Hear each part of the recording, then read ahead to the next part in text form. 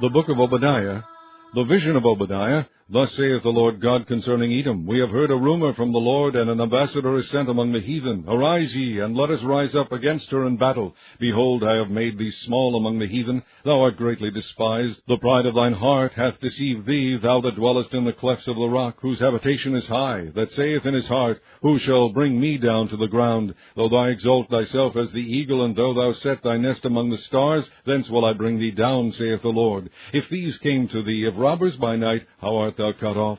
Would they not have stolen till they had enough? If the grape gatherers came to thee, would they not leave some grapes? How are the things of Esau searched out? How are his hidden things sought up? All the men of thy confederacy have brought thee even to the border. The men that were at peace with thee have deceived thee and prevailed against thee. They that eat thy bread have laid a wound under thee. There is none understanding in him. Shall I not in that day, saith the Lord, even destroy the wise men out of Edom, and understanding out of the mount of Esau?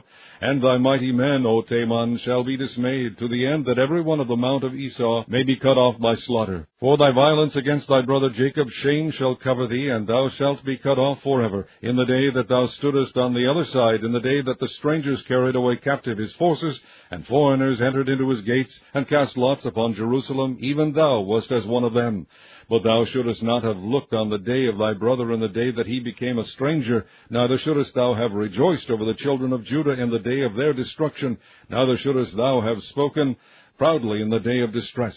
Thou shouldest not have entered into the gate of my people in the day of their calamity. Yea, thou shouldest not have looked on their affliction in the day of their calamity, nor have laid hands on their substance in the day of their calamity. Neither shouldest thou have stood in the crossway to cut off those of his that did escape, neither shouldest thou have delivered up those of his that did remain in the day of distress.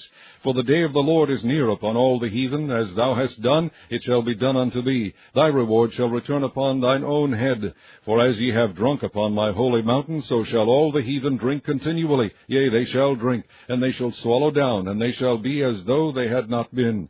But upon Mount Zion shall be deliverance, and there shall be holiness, and the house of Jacob shall possess their possessions.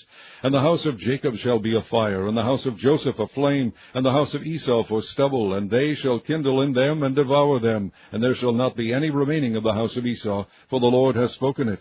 And they of the south shall possess the mount of Esau, and they of the plain the Philistines, and they shall possess the fields of Ephraim, and the fields of Samaria, and Benjamin shall possess Gilead. And the captivity of this host of the children of Israel shall possess that of the Canaanites, even unto Zarephath. And the captivity of Jerusalem, which is Sepharad, shall possess the cities of the south. And savers shall come up on Mount Zion to judge the mount of Esau, and the kingdom shall be the Lord's.